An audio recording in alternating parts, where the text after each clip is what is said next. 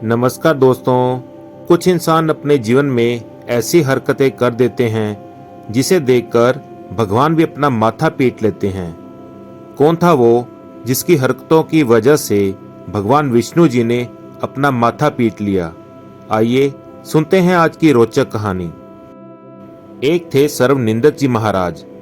काम धाम कुछ आता नहीं था, पर निंदा गजब की करते थे। हमेशा औरों के काम में टांग फंसाते थे। अगर कोई व्यक्ति मेहनत करके सुस्ताने भी बैठता तो कहते, मूर्ख, एक नंबर का कामचोर है। अगर कोई काम करते हुए मिलता तो उसे कहते, मूर्ख, जिंदगी भर काम करते हुए मर जाएगा। कोई पूजा पाठ में रुचि दिखाता तो कहते, पूजा के नाम पर देह चुरा रहा है। ये पूजा के नाम पर मस्ती करने के अलावा कुछ नहीं कर सकता। और अगर कोई व्यक्ति पूजा पाठ नहीं करता तो उसे कहते, अरे ओ मूर्ख, तू तो पूरा नास्तिक है। भगवान से कोई मतलब ही नहीं है। मरने के बाद पक्का नरक में जाएगा। वे निंदा के इतने पक्के खिलाड़ी बन गए कि आखिरकार नारद जी ने अपने स्वभाव के अनुसार विष्णु जी के पास इसकी खबर पहुंचा ही दी। विष्णु जी ने कहा कि उन्हें विष्णु लोक में भोजन पर आमंत्रित कीजिए। नारद जी तुरंत भगवान का न्योता लेकर सर्वनिंदक महाराज के पास पहुंचे और बिना कोई जोखिम लिए हुए उन्हें अपने साथ ही विष्णु लोक लेकर पहुंच गए कि पता नहीं कब महाराज पलटी मार दें।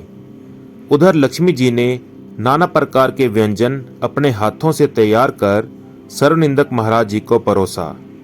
सर्वनिंदक महाराज जी ने जमकर हाथ साफ किया। वे बड़े प्रसन्न दिख रहे थे। विष्णु जी को पूरा विश्वास हो गया कि सर्वनिंदक जी लक्ष्मी जी के बनाए भोजन की निंदा कर ही नहीं सकते। फिर भी नारद जी को संतुष्ट करने के लिए पूछ ही लिया, और महाराज, भोजन कैसा लगा? सर्वनिंदक जी बोले, महाराज, भोजन का तो पूछिए मत, आत्मा तृप्त हो गई।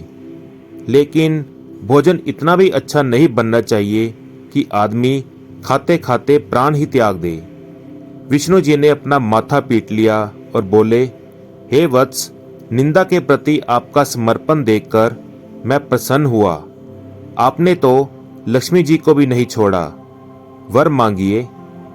सर्वनिंदक जी ने शर्माते हुए कहा, हे प्रभु, मेरे वंश में वृद्धि होनी चाहिए। भगवान विष्णु ने कहा, तथास्तु। तभी से ऐसे निरर्थक सर्वनिंदक महाराज सभी जगहों में पाए जाने लगे।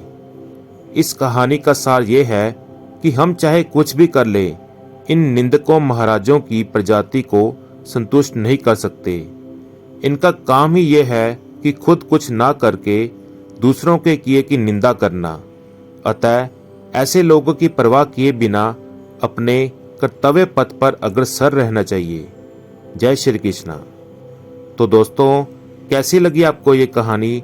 प्लीज़ कमेंट करके ज़रूर बताएं, और इसी प्रकार की अच्छी अच्छी और सुंदर कहानियाँ सुनने के लिए चैनल को फॉलो करना और सब्सक्राइब करना ना भूलें। धन्यवाद। जय श्री कृष्णा।